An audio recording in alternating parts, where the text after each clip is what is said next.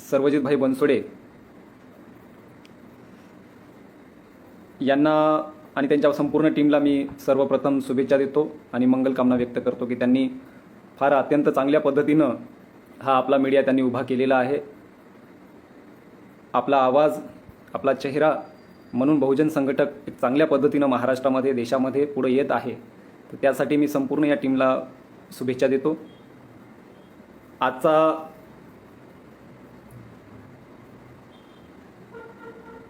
या चर्चेचा जो विषय आहे तो अत्यंत ज्वलंत विषय आहे.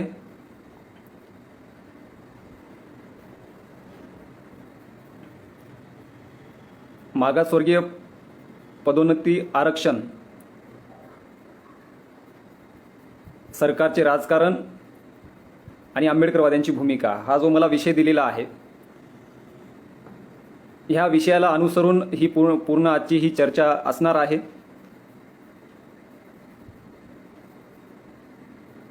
या चर्चेमध्ये मला बहुजन संघटकच्या या संपूर्ण टीमनं माझी भूमिका मांडण्यासाठी इथं संधी दिली, त्याबद्दलही मी त्यांचे आभार व्यक्त करतो.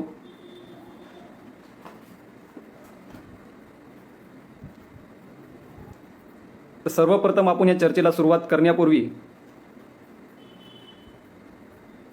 मला आपणा सर्वांच्या निदर्शनास हे आणून द्यायचं आहे की मागासवर्गीय पदोन्नती आरक्षणाचा जो विषय आहे तो विषय अत्यंत महत्त्वाचा विषय आहे. आज देशामध्ये, संपूर्ण जगामध्ये पॅन्डेमिकची परिस्थिती आहे, कोरोनाचं संकट ओढावलेलं आहे. आता नवीन एक आजार आलेला आहे, म्युकरमायकोसिस नावाचा. ह्याही आजारानं संपूर्ण देशाला ग्रासलेला आहे. तर ही सगळी परिस्थिती देशामध्ये असताना आपण ज्या महाराष्ट्र राज्यामध्ये राहतो त्या महाराष्ट्र राज्यामध्ये संपूर्ण जगाचं लक्ष महाराष्ट्र राज्याकडं ह्या अनुषंगानं असते की हा संतांची भूमी असलेला महाराष्ट्र आहे, फुले शाहू आंबेडकरी विचारांचा महाराष्ट्र आहे, पुरोगामी विचारांचा हा महाराष्ट्र आहे.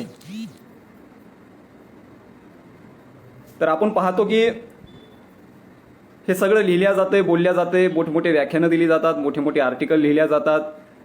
आणि ह्या महाराष्ट्रामध्ये आज पुरोगामी विचाराचं सरकार आहे असं मीडियामधले काही लोक बोलतात, काही आपल्यामधले विचारवंत लोक बोलतात.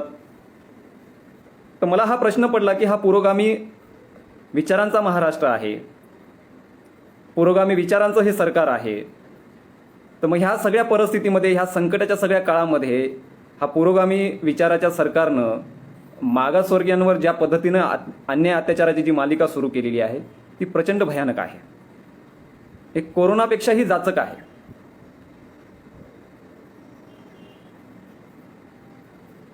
मुळात जो मुद्दा आहे, जो मुद्दा मला दिलेला आहे, मला त्याच मुद्द्याकडे आपल्या सगळ्यांना घेऊन जायचं आहे की 5 मेला सुप्रीम कोर्टानं एक निकाल दिला आणि तो निकाल होता मराठ्यांना आरक्षण देण्याच्या बाबतीमध्ये. तर आपण बघतो की सुप्रीम कोर्टाने मराठा रिझर्वेशन पूर्णपणे स्थगिती दिलेली आहे, बॅन केलेली आहे. आणि 5 मेला हा निर्णय आल्याच्या नंतर महाराष्ट्रामध्ये नक्कीच सरकारवर एक प्रेशर आलं. मराठ्यांना रिझर्वेशन मिळवून देण्यामध्ये सरकार अपयशी आहे का, की अगोदरचं देवेंद्र फडणवीसांचं सरकार अपयशी आहे का, की जे केस लढत आहेत सुप्रीम कोर्टामध्ये ॲडव्होकेट जनरल कुंभकोणी यांची पूर्ण थेरी चुकीची आहे का असं मला ऐकून वाटतंय ह्या मराठा रिझर्वेशनच्या अनुषंगानं. तर तो आपला काही मुद्दा नाही आणि आपल्याला त्या मुद्द्यावर जायचं नाही. परंतु मूळ मुद्दा मराठा रिझर्वेशन सुप्रीम कोर्टानं बॅन केल्याच्या नंतरच मागासवर्गीय पदोन्नतीच्या मुद्द्याला हात घातला गेलेला आहे.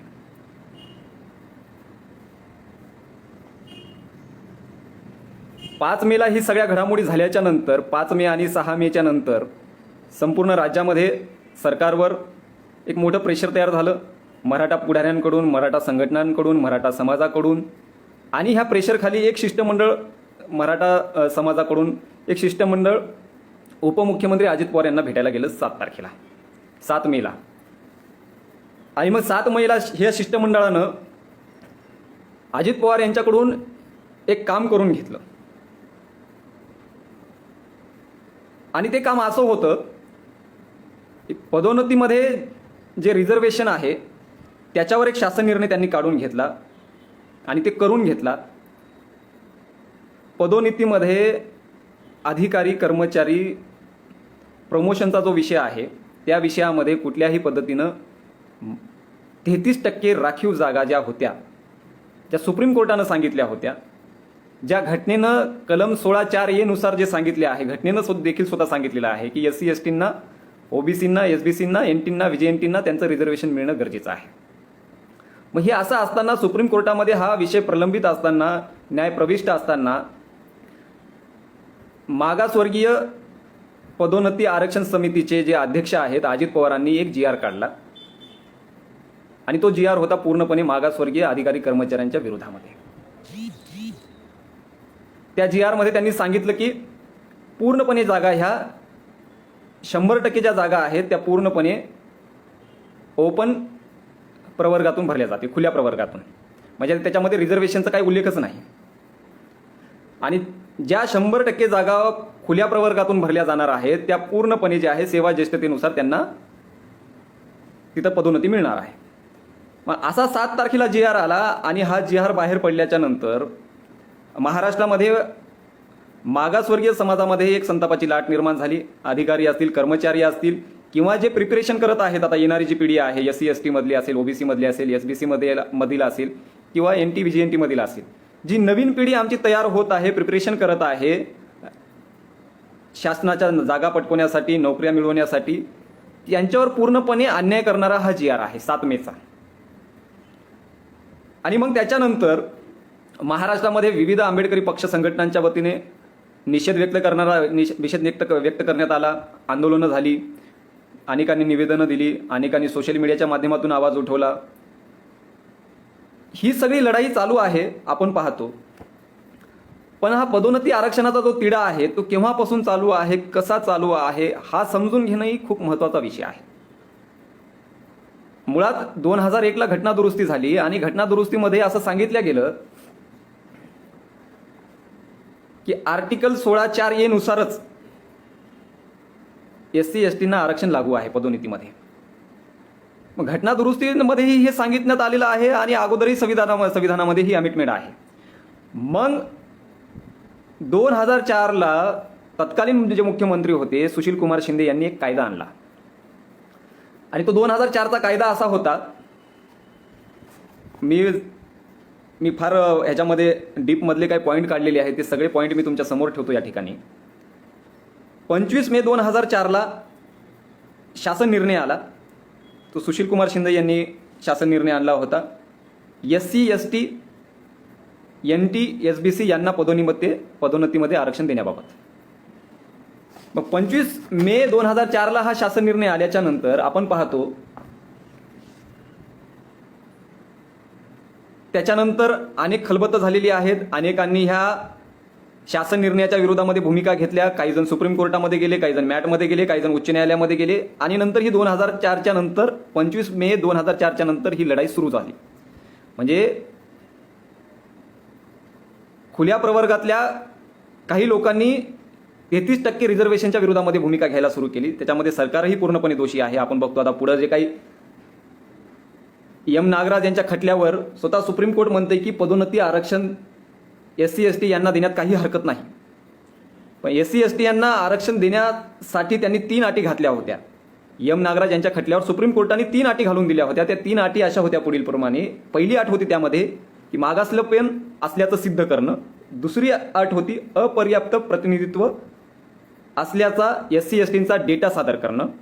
तिसरी अट होती SC ST यांना जर पदोन्नती दिली तर शासनाच्या कार्यक्षमतेवर त्याचा परिणाम होणार नाही. या 3 अटी सुप्रीम कोर्टाने घालून दिल्या होत्या, ज्या राज्य सरकारला बंधनकारक होत्या. तो डेटा सादर करणं, त्या पूर्ण अटीची पूर्तता करणं, ते अजूनपर्यंत झालेलं आपण पाहतो की अजूनपर्यंत झालेलं नाही. हा महत्त्वाचा मुद्दा आहे. या वरील 3 अटी 25/5/2004च्या राज्य शासनाच्या निर्णयाने पूर्ण न केल्याने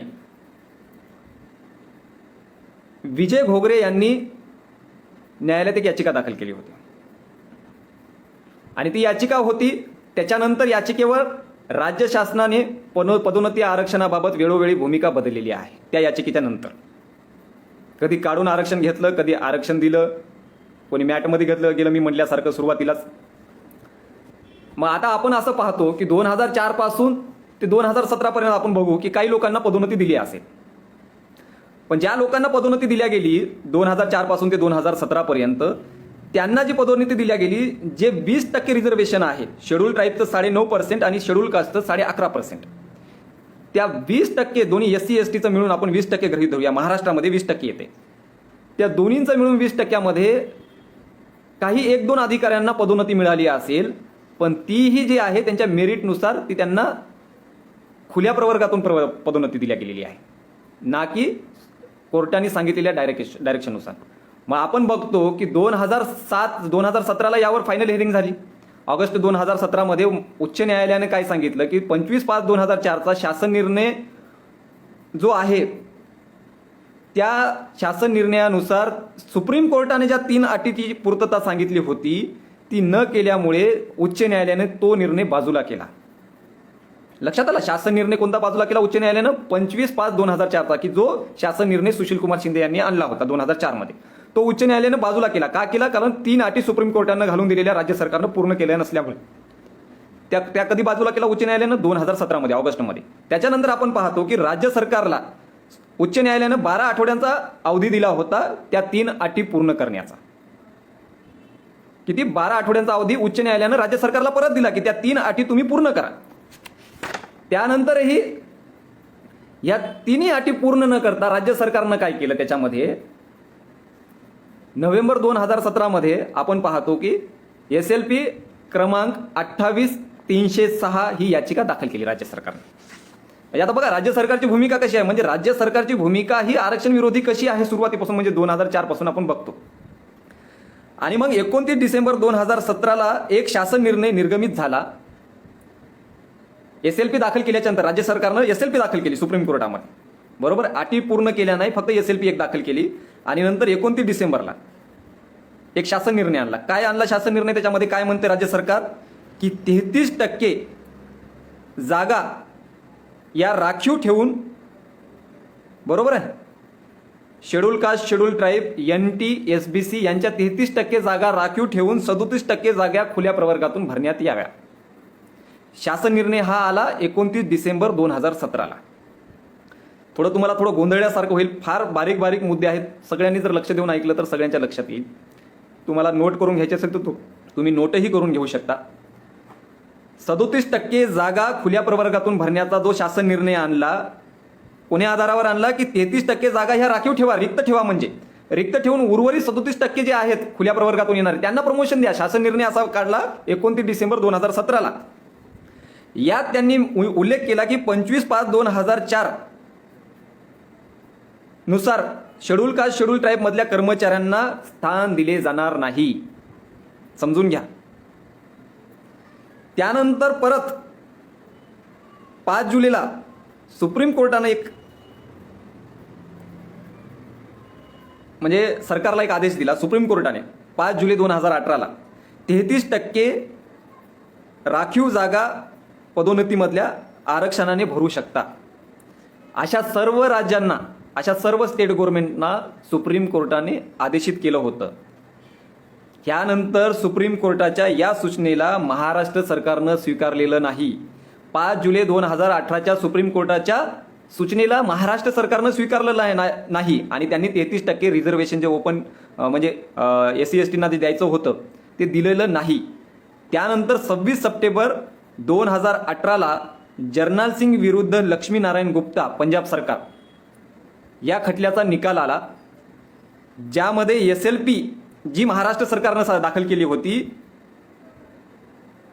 28306 म्हणजे 28306 ही सुद्धा याचिका कोर्टाच्या निर्णयात होती. म्हणजे पंजाब सरकारच्या बाबतीत जो सुप्रीम कोर्टानं निर्णय दिला त्याच्यामध्ये महाराष्ट्र सरकारनं जी SLP दाखल केली होती तिनं गृहीत धरलं होतं सुप्रीम कोर्टाने.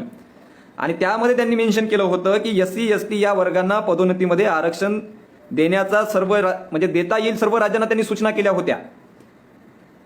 त्याला लागण्याच्या ज्या 3 अटी आहेत, ज्या 3 अटी सुप्रीम कोर्टानं अगोदर घालून दिल्या होत्या एम नागराज यांच्या खटल्यावर, त्या 3 अटी ठरवण्यात आलेल्या, त्यातील पहिली अट ही रद्द करण्यात आली होती. पहिली अट काय होती? नागराज यांच्या खटल्यावर सुप्रीम कोर्टानं दिली होती की मागासलेपण असल्याचं सिद्ध करणं. शेड्यूल कास्ट आणि शेड्यूल ट्राईबला काही गरज नाही मागासलेपण सिद्ध करण्याची. ही पहिली अट जी आहे 26 सप्टेंबर 2018ला सुप्रीम कोर्टानं रद्द केलेली आहे. मग आपण बघतो, मग सुप्रीम कोर्टाने 2 अटी कायम ठेवल्या. त्या कोणत्या 2 अटी होत्या? त्या 2 अटी होत्या SC ST अधिकारी कर्मचारी यांचा अपर्याप्त प्रतिनिधित्व असल्याचा डेटा सादर करणं. ही अट सुप्रीम कोर्टानं कायम ठेवली. आणि SC ST यांना जर पदोन्नती दिली तर शासनाच्या कार्यक्षमतेवर त्याचा परिणाम होणार नाही. या 2 अटी त्यांनी कायम ठेवल्या सुप्रीम कोर्टाने. त्यानंतर परत एकदा बघा, 18 ऑक्टोबर 2018ला राज्य सरकार म्हणते की आणखी आपल्या याचिकेवर सुनावणी पूर्ण झाली नसल्याने 29 सप्टेंबर 2017 प्रमाणे कारवाई करण्यात यावी. म्हणजे काय? लक्षात घ्या, राज्य सरकार काय म्हणतंय की आपल्या याचिकेवर सुनावणी झाली नसल्या कारणाने 29 सप्टेंबर 2000 नुसार कारवाई करण्यात यावी असा शासन निर्णय त्यांनी आणला राज्य सरकारनं सुप्रीम कोर्टाच्या डायरेक्शन नंतर 11 ऑक्टोबर 2018 मध्ये. आणि 29 सप्टेंबर 2017चा शासन निर्णय काय म्हणतोय? 37% जागा ह्या खुल्या प्रवर्गातून भरण्यात याव्यात, 33% राखीव जागा ह्या रिक्त ठेवण्यात याव्यात. म्हणजे परत 33% जे रिझर्वेशन मधून आहे त्यांच्यावर अन्याय केला. त्याच्यानंतर 2019ला राज्य सरकार सुप्रीम कोर्टात एक शपथपत्र सादर करते आणि मागासवर्गीय पदोन्नतीमधील आम्ही आरक्षण देऊ इच्छितो असं शपथपत्र त्यांनी दाखल केलं. कधी? 2019ला. 2017 पासून आपण बघितलं पाहिजे, 2004 ते 2017 बरोबर आहे. पण आता काय झालं? 2017 पासून ते 2021 पर्यंत अजूनपर्यंत कोणालाही पदोन्नतीमध्ये आरक्षण मिळालेलं नाही. ते अजूनही वंचित आहेत. Schedule caste, schedule tribe, NT, VJNT, SBC हे सगळे अजूनही, म्हणजे 33% जे रिझर्वेशन आहे ते त्याच्यामधले सगळे लोक अजूनही वंचित आहेत, सर्व अधिकारी कर्मचारी. मग आता गंमत ही आहे की 28 ऑक्टोबर 2020 मध्ये राज्य सरकारनं एक उपसमिती बनवली. ठीक आहे, आता आपण मूळ मुद्द्याकडे आलो. आता 28 ऑक्टोबर 2020ला राज्य सरकारनं एक उपसमिती बनवली. राज्य सरकार कोणतं? महाविकास आघाडीचं राज्य सरकार. म्हणजे आता आपण बघा, 2004ला सुशीलकुमार शिंदेचं सरकार आलं. सुशीलकुमार शिंदेच्या सरकारनं कायदा आणला. सुशीलकुमार शिंदेचं सरकार गेलं. त्यानंतर विलासराव देशमुख आले. त्यानंतर अशोक चव्हाण आले. त्याच्यानंतर पृथ्वीराज चव्हाण आले. त्याच्यानंतर देवेंद्र फडणवीस आले. आणि आता उद्धव ठाकरे आले. बरोबर आहे? लक्षात आलं सगळ्यांच्या? सुशीलकुमार शिंदे, देवेंद्र फडणवीस वाया उद्धव ठाकरे. अजूनपर्यंत 33% मागासवर्गीय पदोन्नती आरक्षणाचा विषय मार्गीला लागलेला नाही. यामध्ये आपण बघतो की सुप्रीम कोर्टाने वेळोवेळी गाईडलाईन दिलेल्या आहेत, सूचना दिलेल्या आहेत. त्या सूचनेलाही त्यांनी कचऱ्याच्या कुंडीमध्ये टाकलेला आहे या सगळ्या सरकारनं. मग आपण पुरोगामी सरकारही बघितलं आणि गोळवळकरचंही सरकार बघितलं, सावरकरचंही सरकार बघितलं, सगळ्यांचे सरकार बघत आलो होतो. आपलं तर कामच आहे बोलायचं फक्त. कारण काय, आपलं तर सरकार नाही, आपली सत्ता नाही, आपले आमदार नाहीत, आपले मंत्री नाहीत, आपली भूमिका मांडण्यासाठी सभागृहात कोणी नाही ना. आपण काय आता फक्त फेसबुकवर बोंबलायचं काम उरलंय आपल्याला. मग माझा जो मुद्दा आहे, मी जो मुद्दा घेऊन लढत आहे, माझं हे म्हणणं आहे की 28 ऑक्टोबर 2020 मध्ये जी उपसमिती तयार केली गेली, त्या उपसमितीमध्ये जे अध्यक्ष आहेत, उपमुख्यमंत्री अजित पवार त्या उपसमितीचे अध्यक्ष, त्या उपसमितीमध्ये जे सदस्य आहेत, नितीन राऊत आहेत ऊर्जा मंत्री, वर्षा गायकवाड आहेत शिक्षण मंत्री, धनंजय मुंडे आहेत समाज कल्याण मंत्री, त्याच्यानंतर विजय वडवंटीवार आहेत, अनेक लोक आहेत. आपण बघतो अनेक लोक घेतलेले आहेत. पण मला एक मुद्दा कळालेला नाही की जसं मराठा आरक्षण उपसमिती बनवल्या गेली, त्या आरक्षण उपसमितीचा जो आहे अध्यक्ष, तो मराठा नेता बनवला अशोक चव्हाण. ओबीसींच्या प्रश्नाच्या बाबतीमध्ये जी उपसमिती बनवल्या गेली तिचेही अध्यक्ष आपण बघतो की छगन भुजबळ आहेत. मग मागासवर्गीय पदोन्नती आरक्षणाच्या बाबतीमध्ये मागासवर्गीय व्यक्ती का अध्यक्ष नाही समितीचा? अजित पवार का? म्हणून कशाला अजित पवारला अध्यक्षाच्या खुर्चीवर बसवल्या गेल्या? काय, कशासाठी अजित पवारला ही जबाबदारी दिली गेली आरक्षण द्यायची नाही म्हणून. अजित पवारची जी भूमिका आहे आपण पाहतो ना, ही शेड्यूल कास्ट आणि शेड्यूल ट्राईबच्या विरोधात असलेली अजित पवारांची भूमिका आहे. अजित पवार हे नेहमी दाबण्याचं काम करतात.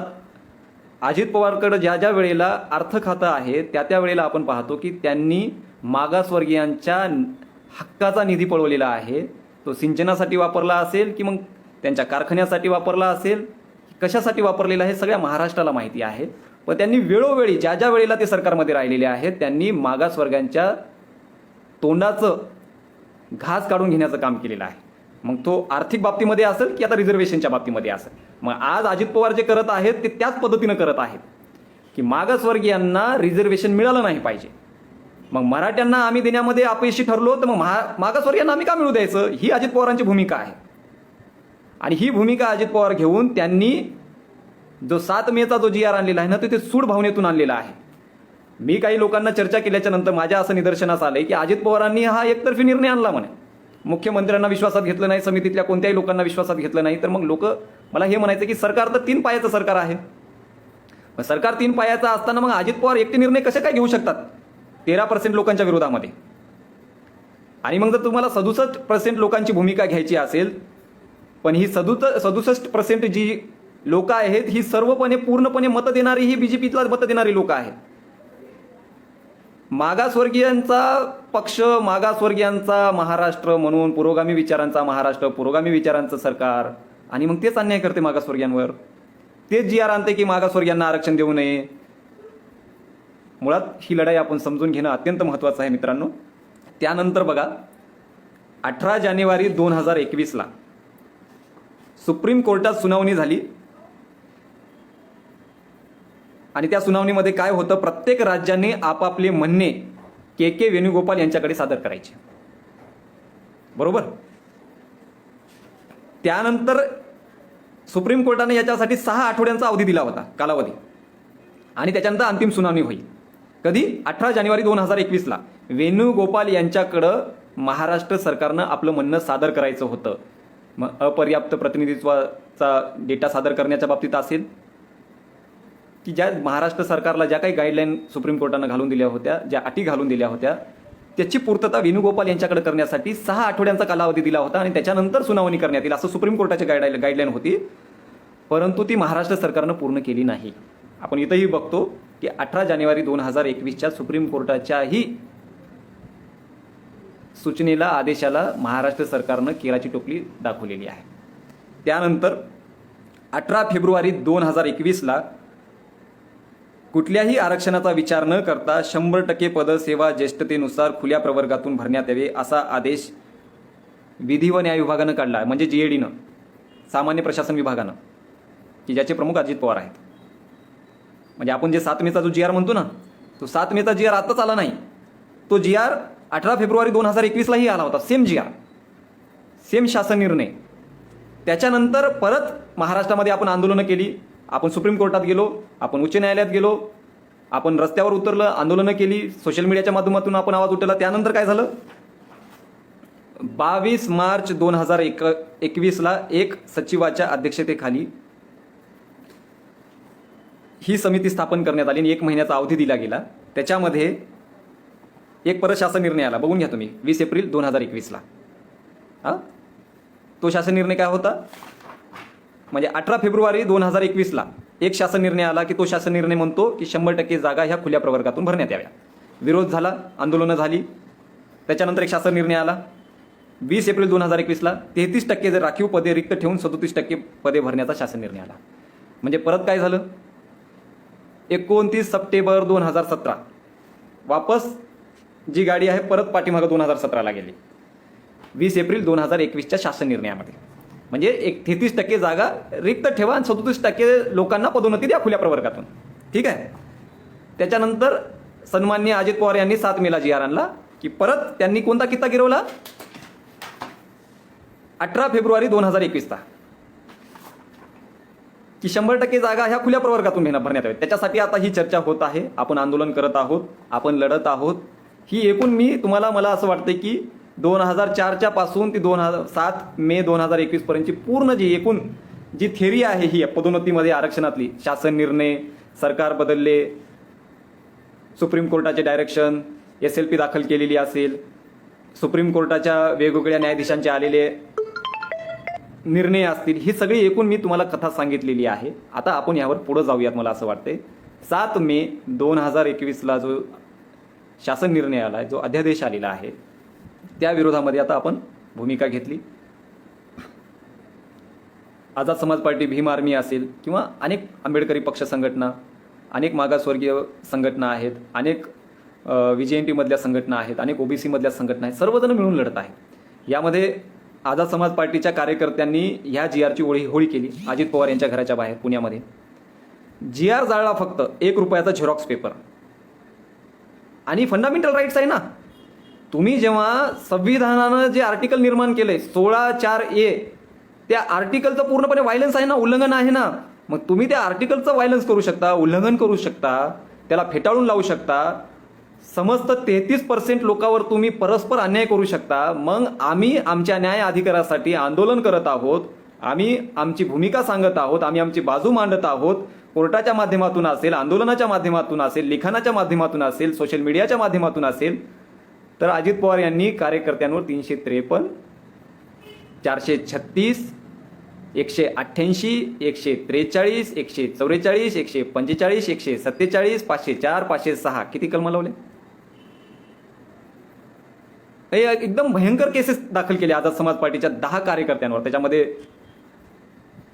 पुणे शहराची पूर्ण टीम आहे. भीमराव गायकवाड असेल, रफिक भैया असतील, त्याच्यानंतर अभिजित गायकवाड आहे, अनेक कार्यकर्ते, 10 कार्यकर्त्यांवर केसेस झाले. नागपूरमधल्या भीम आर्मीच्या कार्यकर्त्यांवर केसेस दाखल केल्या. मग हा पुरोगामी विचारांचा सरकार आहे, पुरोगामी विचारांचा महाराष्ट्र आहे.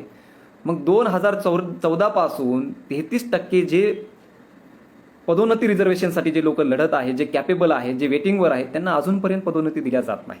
मग आता आपण काय करायचं? सुप्रीम कोर्टाचं सरकार ऐकायला तयार नाही. आपण आंदोलन करत आहोत तर आपला आवाज दाबला जात आहे. मग आता लढायचं कसं? तर आता ह्यानंतर काय झालं मित्रांनो, तुम्ही बघून घ्या की नेमकं काय चाललंय, आपल्याला कशा पद्धतीनं फसवल्या चाललंय. मागासवर्गीयांवर ऑफिशियली हा अन्याय अत्याचार तर आहेच, ठीक आहे. पण आज महाराष्ट्रामध्ये ह्या लॉकडाऊनच्या काळामध्ये, ह्या कोरोनाच्या काळामध्ये महाराष्ट्रातल्या प्रत्येक जिल्ह्यामध्ये, प्रत्येक तालुक्यामध्ये, प्रत्येक गावामध्ये प्रत्येक मागासवर्गीयाला दाबलं चाललंय. प्रत्येक दलिताची तिथं त्या पद्धतीनं कुचंबना केल्या चालली, त्याचा आवाज दाबल्या चाललो, त्याच्यावर अत्याचार केला जात आहे. आपण किती घटना बघतो की नांदेड जिल्ह्यामध्ये जवळपास एक माझ्या अंदाजानुसार मी ज्या घटनांमध्ये गेलो, अशा प्रमुख घटना 20 ते 22 घटना घडलेली आहेत. त्याच्यामध्ये 3 घटनाच्या प्रामुख्याने सांगायच्या म्हणजे रोही पिंपळगावमध्ये जे बहिष्काराचं प्रकरण आहे, बहिष्कार टाकला गेला. माणूस मेल्याच्यानंतर माणसाला जाळायला लाकडं दिल्या गेली नाहीत. त्याच्यानंतर गणेश शेळकेच्या डोक्यात कुऱ्हाड घातली. त्यानंतर शिवदास ढवळेनं स्वतःला पेटवून घेतलं. हे सगळे लोक न्याय अधिकारासाठी आजही लढत आहेत, आजही संघर्ष करत आहेत. अजून देखील यांना जस्टिस मिळालेला नाही. ठीक आहे, आपल्यात सवय अशी आहे की काल असं एक बातमी आली, आंबेडकरी चळवळीचं आंदोलन फसल्या कुठं जाते तुम्ही समजून घ्या, नीट समजून घ्या. काल बातमी आली मीडियामध्ये, पदोन्नती आरक्षणाच्या बाबतीमध्ये जो राज्य सरकारनं जो आदेश आणला होता तो स्थगित केलेला आहे. लगेच आपण ढोल ताशे बडवायला सुरुवात केली आपण सगळ्यांनी की GR मागं घेतला, GR मागं घेतला, GR मागं घेतला. आलाय काय असा शासन निर्णय आला काय की आम्ही स्थगिती दिलेली आहे? नाही ना अजूनपर्यंत. मग जी बैठक झाली त्या बैठकीमध्ये फक्त त्याच्यावरती 7 मे 2021ला जो अजित पवारांनी जो शासन निर्णय आणला त्याचा त्यांनी अभिप्राय मागितलेला आहे सामान्य न्याय प्रशासन विभागाला, विधी व न्याय प्रशासन विभागाला, की ह्याच्यावर तुम्ही अभिप्राय देऊन कळवा की 33% रिझर्वेशनच्या बाबतीमध्ये हे रिक्त ठेवून 37% पदं भरता येतील काय. तो स्थगित केलेला नाही अजूनपर्यंत. मग आपण काय झालं, आपण ढोल वाजवायला सुरू केले, आमच्या आंदोलनामुळं स्थगित झाला, फलाण्याच्या आक्रमक भूमिकेमुळे स्थगित झाला, बिस्ताण्याच्या काय की ह्याच्यामुळे झाला, कोणी ट्विटरमुळे झाला. अरे काय चाललंय हे? म्हणजे माणूस मेल्याच्या नंतर आपण काय म्हणतो, आरोपी अटक झाले म्हणजे आम्ही जिंकलो. अरे पण माणूस तर मेला ना, ते आरोपी अटक करून काय करणार आहात? माणूस वाचवण्यासाठी आपली लढाई असली पाहिजे ना, माणसाला जगवण्यासाठी आपली लढाई असलेली पाहिजे ना. माणूस जगला पाहिजे, तो वाचला पाहिजे, तो पुढे आला पाहिजे, याच्यासाठी आपलं आंदोलन असलं पाहिजे ना. आपल्या चळवळीचं मला जे नुकसान दिसतंय ते फक्त आणि फक्त सोशल मीडियावर आपण एकमेकांना जे तुच्छ लेखतो, ते फलाण्या संघटनेचा आहे, ते बिस्तान्या संघटनेचा आहे, तो फलाण्या पक्षाचा आहे, तो ह्या पक्षाचा आहे, तो त्या पक्षाचा आहे. आज आपण जसं पाहतो की सरकारवर मराठा समाजाने एकत्रित येऊन, सर्व पक्ष संघटना एकत्रित येऊन त्यांनी ज्या पद्धतीनं दबाव दिलेला आहे, त्यांनी दबाव निर्माण केलेला आहे, तसं पदोन्नती आरक्षणाच्या बाबतीमध्ये, महाराष्ट्रात होणाऱ्या अन्याय अत्याचाराच्या बाबतीमध्ये हे मागासवर्गीय समाजाकडून दिसून येत नाही. आणि हे मला असं वाटतंय की हे आपलं अपयश आहे. तुम्हाला मी बोलल्याचा राग येईल, मला त्याचं काही चिंता नाही, मला त्याचा काही फरक पडत नाही. मी तुमच्या खुशीसाठी बोलणं गेलो. मी येणाऱ्या पिढीसाठी हे लढत आहे. माझी जी तळमळ आहे, मी आज विविध पक्ष संघटनांना बोलत आहे, विविध कर्मचारी संघटनांना बोलत आहे की काल जे काही झालेलं आहे पूर्णपणे फसव्या बातम्या आहेत. तुम्हाला फसवल्या चालले, या खोट्या बातम्या आहेत मीडियामध्ये ज्या येत आहेत की स्थगिती दिलेली आहे. मुळात स्थगिती देऊ नका ना, तुम्ही दुसरा शासन निर्णय आणू नका ना. तुम्ही 33% राखीव पदं ही कधी यांना प्रमोशन देणार आहात? 33% लोकांना, अधिकारी कर्मचाऱ्यांना हे सांगा ना तुम्ही. याच्यावर काम झालं पाहिजे. ही आपली मुळात ही लढाई असली पाहिजे. आपला मूळ विषय आपण बाजूला सोडून, मुळात ते म्हणतो ना आपण, हत्ती गेला आणि शेपूट राहिली. आपली सगळी लढाई मी म्हणत आहे की त्या शेपटीवर आपण लढत आहोत. मुळात आपण आपल्या विषयावर फोकस करणं अत्यंत महत्त्वाचं आहे. हे सगळं जे काही चालू आहे महाविकास आघाडी सरकारकडून, हे पूर्णपणे मागासवर्गीयांना फसवण्याचं काम चालू आहे. काल त्यांनी जे सांगतात की स्थगिती आणलेली आहे, मीडियामधून बातम्या आलेल्या आहेत, पूर्णपणे फसवणाऱ्या बातम्या आहेत या. तुम्ही यामध्ये ट्रॅप होऊ नका. खडाजंगी झाली बैठकीमध्ये. कशासाठी झाली खडाजंगी? कोण करा म्हणले खडाजंगी तुम्हाला? अरे आम्हाला न्याय कधी देणार आहात ह्याच्यावर तुम्ही बोला. सरकारचं काम जे आहे ना, 33% जी राखीव पदं आहेत ते पद प्रमोशन द्या ना तुम्ही, पदोन्नती द्या ना त्यांना. 7 मेच्या जिगारला स्थगिती देऊ नका, पदोन्नती द्या आम्हाला. सुप्रीम कोर्टानं जी गाईडलाईन दिलेली आहे तुम्हाला, SC STचा अपर्याप्त प्रतिनिधित्व असल्याचा जो डेटा सादर करायचा आहे ते सादर करा ना सुप्रीम कोर्टाकडं. त्याच्यावर का काम होत नाही? समितीमधले सदस्य त्याच्यावर का बोलत नाहीत? मग कोणी म्हणतंय की नितीन राऊतांनी फार खडाजंगी केली बैठकीमध्ये, अजित पवारच्या अंगावर गेले, खडसावलं. काय चाललंय हे? तुम्ही समितीमध्ये आहात, तुम्ही मंत्री आहात, तुम्हाला खडसावण्याची काय गरज आहे? आंदोलन करण्याची काय गरज आहे? सरकार तुमचं ऐकत नसेल तर काँग्रेसनं बाहेर पडावं ना, मग सरकार पाडून टाकावं. मागासवर्गीयांच्या हितासाठी जर असं वाटत असेल काँग्रेस ही लढत आहे, तर आम्ही काँग्रेसचं समर्थन करू ना. तर मग त्यांनी पाठिंबा काढून घ्यायला पाहिजे मागासवर्गीयांच्या आरक्षणाच्यासाठी. तसं करताना दिसून येत नाही. खोट्या बातम्या देतात, मात्र खोट्या बातम्या द्यायच्या, समाजाला फसवायचं, समाजाची दिशाभूल करायची, आंदोलनं उधळून लावायची. तर माझ्या मित्रांनो, मला तुम्हाला सगळ्यांना हेच सांगायचं आहे, आपण आपल्या मुद्द्यावरून भटकता कामा नये. आंदोलनाची दिशा, आपली फोकस आपल्या आंदोलनावर असलं पाहिजे, आपल्या मुद्द्यांवर असलं पाहिजे. पदोन्नती आरक्षणाचा जो मुद्दा आहे मागासवर्गीयांचा, त्यांना त्यांचा हक्क जो आहे तो मिळाला पाहिजे. तो घटनेनं त्यांना त्यांचा अधिकार दिलेला आहे. ते अधिकार हिसकावून घेण्याचं काम राज्य सरकार करत आहे. आणि आपल्याला हे 2004 पासून ते 2021 पर्यंत हे वेळोवेळी दिसून आलेलं आहे. मग काँग्रेसचं सरकार असेल की भाजपचं सरकार असेल, हे सगळे एका नाण्याच्या दोन्ही बाजू आहेत. त्याच्यामुळं सत्ता कोणाची का असेना, अन्याय करण्यासाठी ते एकच आहेत. आपण म्हणजे आपलं शोषण करण्यासाठी ते शोषण करते, म्हणूनच आपण त्यांच्याकडे बघणं गरजेचं आहे. त्याच्यामुळं पुढची जी लढाई आहे, ही लढाई आपल्याला सगळ्यांना मिळून लढवायची आहे, एकत्रित येऊन लढवायची आहे. श्रेयामध्ये जाऊ नका, मी केलं, कोणकी केलं. मला हेच म्हणायचं आहे की आपलं आंदोलन फसू देऊ नका. आपलं आंदोलन आपल्याला पुढे घेऊन जायचं आहे. येणाऱ्या पिढीसाठी आपल्याला लढायचं आहे. ठीक आहे, आतापर्यंत लोक, मला त्या दिवशी पुण्याच्या पत्रकार परिषदेमध्ये काही पत्रकारांनी प्रश्न केला की यामध्ये इतर मागासवर्गीय लोक दिसत नाहीत. तर मला अशा पत्रकारांची क्यू येते की त्यांनी हे प्रश्न का विचारतात. त्यांनी हे प्रश्न ह्याच्यासाठी विचारतात की त्यांना आपल्यामध्ये डिवाइड करून टाकायचं आहे, आपल्यामध्ये भांडणं लावायची आहेत. आपली ही काय पोरं येडे गबाळे फेसबुकवर लिहितात, बौद्धांनी काय ठेका घेतला काय आंदोलन करायचा, बौद्धांनी काय ठेका घेतला काय मोर्चे काढायचा, बौद्धांनी ठेका घेतला काय हे करायचं. तर ही जी पूर्ण काही थिअरी मांडणारे जे लोक आहेत ना, त्यांच्या डोक्याची क्यू येते मला पण. आणि अशा लोकांना ब्लॉक करत चला, अशांना खडसावत चला. बौद्ध हा नेहमी नेतृत्व करणारा राहिलेला आहे. या ठिकाणी पेशव्यांपासून महारांनी इथं नेतृत्व केलेलं आहे या महाराष्ट्रामध्ये, या देशामध्ये. त्याच्यामुळं आपण ही जी संकुचित मनोवृत्ती आहे ना की बौद्धांनी ठेका घेतला काय, महारांनी ठेका घेतला काय, तर अशा लोकांना जरा फटके देण्याची वेळ आलेली आहे असं मला वाटतंय. आणि ही जी लढाई आहे, ही लढाई ही आपल्या सर्वांची लढाई आहे. ही लढाई मागासवर्गीयांची आहे, ही लढाई ऑदर बॅकवर्डसाठी आहे, ही लढाई सगळ्यांसाठी आहे. ही लढाई आपल्याला पुढे येऊन लढायची आहे आणि त्याच्यासाठी मी लढत आहे. मी विविध पक्ष संघटनांना बोलत आहे, विविध कर्मचारी संघटनांना बोलत आहे. लवकरच एक मी व्यापक आंदोलनाची भूमिकाही घेणार आहे. आपण सर्वजण यामध्ये सहकार्य करा.